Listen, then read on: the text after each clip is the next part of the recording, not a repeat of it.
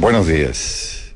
Está con nosotros Carlos López, médico cirujano, con quien vamos a mantener más que una entrevista, un diálogo, ¿no? Muy cordial, por supuesto. Le pregunto al doctor López, ¿cuánto cambió en su vida, en su profesión, desde aquel 12 de septiembre del 2009? Y ya les vamos a informar por qué. Bueno, el cambio fue dramático desde muchos puntos de vista, desde el punto de vista familiar, con una afectación familiar de 5 años realmente, desde el 2009. Dramático desde el punto de vista profesional, una vez que uno no puede salir a mantenerse la especialidad que todos los años yo hacía en diferentes países para mantenerse en el mejor nivel que uno espera para poder servir a la gente. ¿Cuántos años como médico cirujano? Ya van a ser 28 años ya de médico. Sí, experiencia nacional e internacional. Sí, en realidad habíamos trabajado mucho en la parte humana en este país. 10 años yo trabajé en el Hospital Zumbagua, haciendo labor de cirujano de manera desinteresada, la gente que necesita. Era una forma de devolver a la patria lo que el título que me dio. Y varias veces tuve curso de especialidad en Estados Unidos, en Colombia, para poder formarme mejor. Ya. Entonces, todo esto cambió desde el 2009. Ese día tuvo que atender una emergencia a la ciudadana francesa Charlotte Massoyer. Una emergencia que, de acuerdo a la connotación y manejo periodístico que se ha dado, no fue tan emergente la atención como se dice. Pero hay que establecer algunos tiempos ahí desde el momento en que la ciudadana fue víctima de un disparo, ¿no? Un intento de asalto. ¿A qué hora podríamos decir que ocurrió ese acontecimiento y a qué hora usted procedió a atenderla? Ella recibió un balazo mortal a las 19 horas. Recuerden, esto ocurrió allá en Guápulo. Por ¿no? Guápulo. En el sector de Guápulo es asaltada. Ella es una víctima de la violencia que existía en las calles en ese entonces. Le disparan y pierde su mejor hora, que es la hora dorada que llamamos los médicos, que cuando uno sufre una lesión, el tiempo en el que puede uno salvar la vida o tiene más expectativas, digamos así, es en la primera hora, después de sucedido el evento. ¿El impacto en qué parte del cuerpo fue? Ella le disparan en el tórax izquierdo, debajo de la clavícula. A ese nivel le entra la bala. Un sitio muy delicado. Muy delicado, que hay alta sospecha de varios órganos lesionados. Y es llevada recién a las 20 horas y 10 minutos a la institución, a la clínica Pichincha. Quizá les llevaron a otro sitio se demoran en el traslado. Se demoran en el traslado. El Eugenio Espejo, donde estaban en camino a llevarle, le contesta que no le puede atender, que no le puede recibir porque estaban llenos y que busque nomás dónde la atienden. Entonces empieza a recorrer las calles de Quito y definitivamente quien decide, entre comillas, a dónde les lleva es el chofer de la ambulancia. Él dice que la mejor oportunidad que tiene es en la clínica Pichincha. Y entonces él decide llevarle hasta la clínica Pichincha.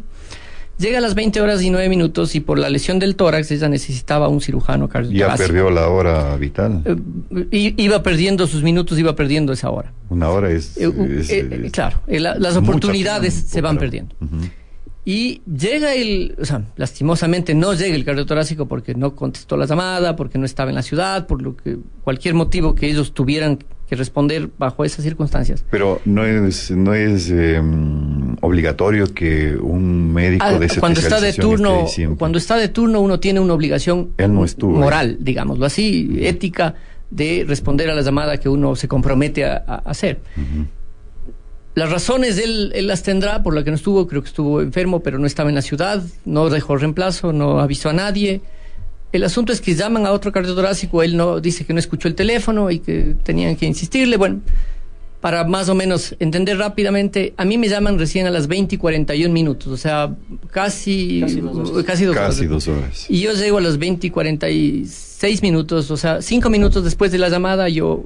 ¿Y usted no estaba de turno? No, yo estaba de turno, pero la parte abdominal, o sea, era la parte donde ya no contestaba nadie y entonces decidieron... Le llamaron a usted... para ver cómo puedo ayudar. Entonces, sí, yo... estaba fuera de la casa porque estábamos en una invitación familiar y salgo veloz carrera hacia la clínica, llego a los 5 minutos, como constan en los videos, llego a las 20:50 más o menos y le empiezo a valorar a la paciente. ¿Cuál fue su impresión ahí de la paciente en ese momento? Yo, por suerte, conversé con ella estaba consciente, sin embargo, la herida de bala hace sospechar en muchos órganos. Esa sospecha, es lo primero que uno tiene que pensar, es lesiones importantes, lesiones de corazón, de pulmones, de grandes vasos, del esófago, de la tráquea, de los bronquios, de todos los órganos que están en el tórax como primera opción. Pero ella no tenía una herida de salida de la bala, solo tenía entrada y no sabíamos qué dirección había tomado el. Por lo tanto, necesitábamos hacer una serie de procesos para determinar a qué cavidad o a qué sitio o qué conductas debe tomarse. Eso bajo protocolos internacionales, o sea, ya está establecido qué es lo que uno debe hacer. Entonces, ese manejo de ese protocolo determinaba que tenía que solucionar pequeños o grandes problemas que ella tenía. Dentro de esos problemas, ella tenía sangre en el pulmón derecho. Y tenía que ponerle un tubo para vaciar esa sangre, cuantificar qué cantidad sangraba, si era necesario o no entrarle a sala de operaciones de ese instante, y si podía respirar mejor, como un efecto sucedió cuando le puse el tubo. ¿Esos procedimientos son inevitables antes de proceder a una intervención quirúrgica? Son los recomendables a través de protocolos internacionales, no míos, a través del protocolo de los hospitales de trauma en el mundo. El hospital de trauma en el mundo mejor establecidos son los americanos, que son los únicos hospitales que tienen hospitales de trauma, y tal vez Israel, por lo que vive en guerra. Y esos protocolos los siguen más de 175 países, o sea, son protocolos establecidos mundialmente. ¿Qué pasa si uno entra a operar y no le pone un tubo torácico a una persona en esas condiciones? La persona fallece antes de la cirugía. Entonces, por lo tanto, hay que hacer eso. Hace un neumotórax de atención en el lado izquierdo, traducido, tenía aire que escapaba del pulmón izquierdo, y que si no pongo ese tubo para quitar ese aire, el pulmón simplemente colapsa. Y se muere la persona en minutos, realmente en minutos. Y casi instantáneo. Y casi en forma instantánea. Entonces había que hacerlo. Y lógicamente, si tengo una evidencia de que salió sangre por el lado derecho, una evidencia de que el pulmón izquierdo está afectado, hago un eco que se llama un eco fast, pero no por rápido, sino es un eco especializado en trauma, que me demuestra que hay sangre en el abdomen, por lo tanto hay líquido en el abdomen, que hay sangre en el abdomen. Decido que hay que operar ese abdomen, pero necesito poner vías de entrada, porque si uno no controla la cantidad de sangre que entra, no se va a quedar sin sangre el paciente en forma inmediata. Entonces, por lo tanto, pongo unas vías especiales que se llaman de alto flujo. Estas vías especiales tienen un tiempo que demora, porque son vías que uno accede bajo unos parámetros especiales. Y entonces les llevamos a las 9:10, yo decido que hay que operarle, pedimos la sangre, como ustedes saben, solo lo distribuye la Cruz Roja, no hay sangre disponible, hay que solicitarla y previamente ya se le había pedido. Y decidimos que necesitábamos hacer una tomografía para saber por qué hay tanta sangre en el abdomen más que en el tórax. Esa tomografía se lo hace en forma inmediata y demuestra que tiene una lesión hepática y que la bala está al lado del recto, o sea, para que más o menos entienda el trayecto que tomó. Se fue de arriba hacia abajo. De arriba hacia abajo, exactamente. Atravesó varias cavidades. Casi todo el tórax, diríamos. Todo el tórax, y atravesó el abdomen, el diafragma, y había una lesión importante en el hígado. Por lo tanto, había que operarle el hígado porque según todos los exámenes previos, no teníamos indicación para entrar en el tórax. La paciente hace un paro en el momento de la cirugía, el momento que estábamos abriendo el abdomen. Y decido, pese a no ser cardiotorácico, decido que tengo que seguir luchando por esta chica tan joven. Y decido abrir el tórax para darle masaje directo al corazón. O sea, tomar el corazón con mis manos y poder aplastarlo y darle masaje. Y eso se hace porque el masaje que uno ve en las películas, el masaje habitual que uno ve con las dos manos en el pecho, da un 34% de éxito versus el masaje que uno toma en las manos, que da un 68% de éxito. O sea, por lo tanto, las posibilidades mejoran si yo le abría y ya estaba abierto, entonces de paso abrí el tórax. Y encuentro que tenía lesiones en el pulmón izquierdo, que es suturo, en el pulmón derecho, que es suturo. Saco el corazón de una bolsa en la cual se encuentra y encuentro que tenía lesiones en la aurícula y en el ventrículo derechos. La aurícula derecha yo suturo y por fin llega el cardiotorácico para terminar de hacer los 2 puntos en el ventrículo derecho. Él revisa todo el tórax, no encuentra ninguna otra lesión y las lesiones del tórax estaban controladas, recuperamos latido, recuperamos otra vez presión. Sin embargo, la lesión hepática era realmente grave, había estallado el hígado y no había manera de controlar ese sangrado en el hígado. Entonces, con esa pérdida masiva de sangre, porque cuando yo encuentro 2 litros de sangre en el abdomen, más la pérdida que tuvimos transoperatoria al recuperar presión, finalmente se exsanguina la paciente por la lesión hepática, que a veces es imposible controlar. O sea, las lesiones hepáticas son terribles, son realmente mortales, y ella tenía lesiones mortales. La posibilidad de muerte que ella tenía era del 98 al 100%.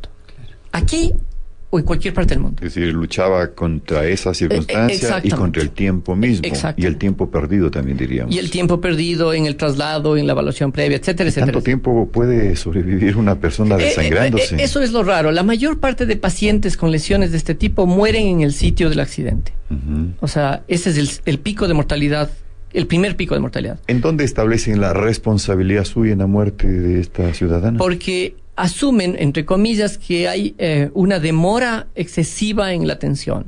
Por lo tanto, me juzgan a mí como haberme negado la atención. ¿Eso responde a una responsabilidad administrativa o médica? En realidad no responde a una médica, porque desde el punto de vista médico uno sigue los protocolos. Por lo tanto, si sigue los protocolos establecidos internacionalmente, y así lo hicimos, y quedó demostrado, tal es así que en una asamblea realizada por la Federación Médica revisaron el caso para saber qué pronunciamiento daban. En Ambato se reunió esto y se presentaron el caso, y los expertos nacionales definieron que el caso técnicamente había sido bien manejado. Es decir, administrativamente a usted le entregaron a la paciente en un tiempo ya que superó cualquier protocolo médico de atención inmediata. Digamos una cosa, o sea, si todo el problema suscitó porque alguien había solicitado una tarjeta de crédito, voucher, alguna plata, algo para la atención. Pero eso no tiene nada que ver cuando uno llega, porque eso está fuera del alcance de uno y se dedica a atender, y eso no lo sabe. Todo eso, no, uno llega y lo llega a atender, no sabe que está pasando eso. Es como si usted tuviera que responder porque el guardia, supongamos que hubiera, está pidiendo plata a cada persona que entra. Usted no puede responder por lo que el guardia está haciendo. Yo no puedo responder por una parte administrativa que no tengo nada que ver. Porque este juicio nunca fue por mala práctica. Porque si hubiera sido un problema de mala práctica, hubiera sido ese el motivo del juicio. Este juicio es por falta de atención a un paciente, perdón, ni siquiera es por falta, por haberse negado a atender a un paciente en estado crítico. Y lo absurdo es que en este caso yo soy sentenciado por haberme negado a una paciente que le atendí y le operé 3 horas y media. O sea, eso es lo absurdo de la parte legal. O sea, ¿cómo puede ser posible que quien finalmente trató de salvar la vida termine siendo juzgado? Una cosa puntual. Si yo hubiera dicho, perdón, llego y digo, no, esta paciente no le puedo atender porque no soy cardiotorácico, ahí me hubieran juzgado por haberme negado. Claro. Si yo entraba a operarle inmediatamente, sin ningún tubo ni nada, le cogía y le subía a sala de operaciones y se moría, porque la posibilidad de muerte era del 98%, hubieran dicho, ok, usted le operó, usted es culpable porque le operó sin ser cardiotorácico. Si yo le mandaba a la paciente o le trasladaba, decía, aquí no hay cardiotorácico, por favor llévenle a un sitio donde hay cardiotorácico, y se moría en el trayecto, porque la posibilidad de muerte era esa, ¿qué hubiera pasado? Me hubieran juzgado por haberme negado a atender. O sea, yo de alguna manera estaba condenado desde el momento en que alcé el teléfono. Pero uno no puede negarse porque el juramento hipocrático le impide de alguna manera la ética de alguna persona. Peor en un médico, le impide negarse a atender a un paciente. Es decir, en el no estado puede responsabilizarse por ese trámite administrativo. No de la puedo responsabilizarme. ¿La clínica Pichincha le respaldó a usted? El comunicado que sacaron meses después, que no tiene nada que ver con el problema. O sea, deslindando responsabilidad desde ese punto de vista. ¿Sí? Es un comunicado que fue público. Sacaron en el diario El Comercio. Entonces, ese fue el respaldo que recibí. Decir, a usted le hicieron a un ladito y dejaron Es que he tenido que luchar contra varios frentes. Claro. ¿Cuál es la sentencia? La sentencia es por 1 año y en este caso $7,500 de multa. Ya, y para la clínica, ¿cuál es la responsabilidad que le establece la sentencia? La sentencia en este caso es solidaria al médico gerente en ese entonces, que le multan con 743,000 y 1 año también. Es decir, ¿usted considera injusto? ¿Va a apelar esa sentencia? Sí, lo vamos a apelar, vamos a subir al estado de casación, donde yo espero que el tribunal... Es el último recurso que tendría. Sí, donde la Corte Suprema determine que esto, desde el punto de vista legal, no puede cometerse un absurdo tamaño. O sea, me explico. Si la ley determina y dice textualmente, quien se negare a atender a un paciente en estado crítico, etcétera, ¿no es cierto? Ok, jamás se pudo probar que yo me haya negado, pues por todo lo contrario. Entonces quisieron acomodar la ley, pero una cosa es tratar de acomodar la ley diciendo, es que se demoró, entonces como parece que hubo demora, a lo mejor usted se estaba negando. Y la ley no dice quien acomodare o quien el tiempo, quien se demore, o sea, eso no existe en la ley. Uh-huh. Y además, siguiendo los protocolos, como acabo de establecer, ¿por qué tengo que ser juzgado? O sea, esto se convirtió en un asunto absurdo. ¿Tiene esperanza de que en el recurso de casación se revea su sentencia?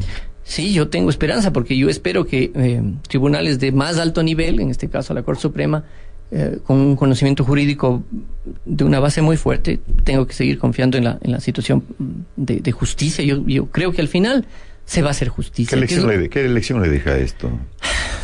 Millones de lecciones desde muchos puntos de vista.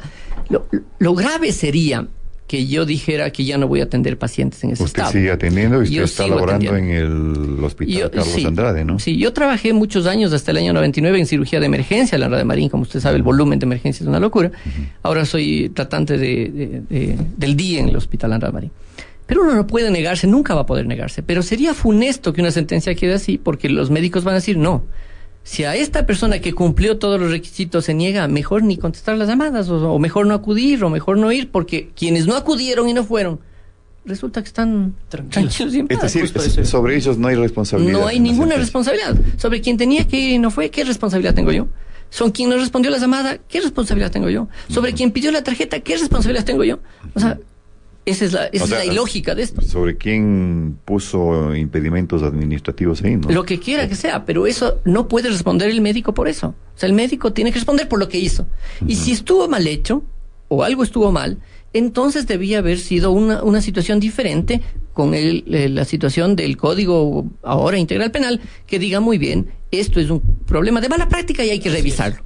Pero esto no fue juzgado como mala práctica, es un artificio que se encontraron para tratar de juzgar. ¿Considera usted, con la experiencia que tiene, que en algunas empresas privadas de atención médica se violan o se violentan estos códigos de procedimiento médicos inmediatos de atención urgente? Creo que de alguna manera eso es lo importante que hay que regular, que hay que estar atentos a que esto no suceda. Ninguna institución médica puede negarse atención inmediata. Eso es imposible. Eso hay que revisar. Y desde ese punto de vista, dudo mucho que se hayan negado en la institución a atenderle a la paciente. Lo que pasa es que se mezclaron problemas administrativos con el problema médico y el resultado. Demoraron en lo administrativo. Digamos que obstaculizaron. O por último hubo un problema administrativo el cual no tenía que existir por la gravedad de la situación. Uh-huh. Tenía que haber algún algoritmo o lo que sea. Grave sería que por falta de dinero un paciente no pueda ser atendido. Pero también grave fue que el Eugenio Espejo, en condiciones de esas, diga, no puedo atenderlo, recibirle. O sea, también nos ponemos a pensar. Acudió al Eugenio Espejo primero. Claro, llamaron allá y ellos le dijeron, no lo vamos a recibir. No ¿Y por qué? Argumentaron. Porque estaban sin el especialista o sin camas disponibles. El asunto es que desde ahí empezamos los problemas.